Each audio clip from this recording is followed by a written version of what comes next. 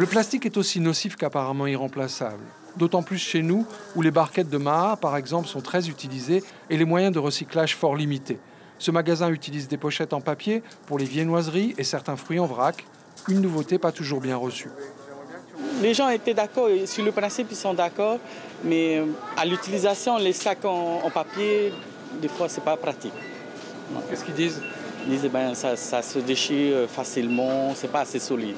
Il faut faire avec, si on veut que notre fenouil soit propre, soit entretenu, il faut utiliser. On nous donne les moyens. Maintenant, c'est à nous de les utiliser, ces moyens-là. Ici, seuls des sacs recyclables sont disponibles en caisse, ce qui n'est pas le cas de la majorité des sacs en circulation sur le territoire. On peut normalement les rendre dans les grandes surfaces quand ils sont abîmés, mais ils finissent à la poubelle faute de moyens de recyclage. Pareil pour les polystyrènes. Et pourtant, le constat est là, de plus en plus de citoyens sont conscients de la réalité du problème. Et les gens, ils n'expectent plus maintenant. Ils jettent partout. Quand tu dois le mentir, on te jette par du manteau. Et c'est interdit, ça.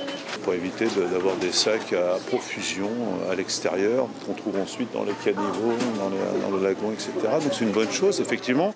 Des initiatives au niveau des emballages commencent à émerger dans certains commerces, mais un éventuel bannissement des sacs en plastique ne sera pas une mince affaire et le diable se niche souvent dans le détail.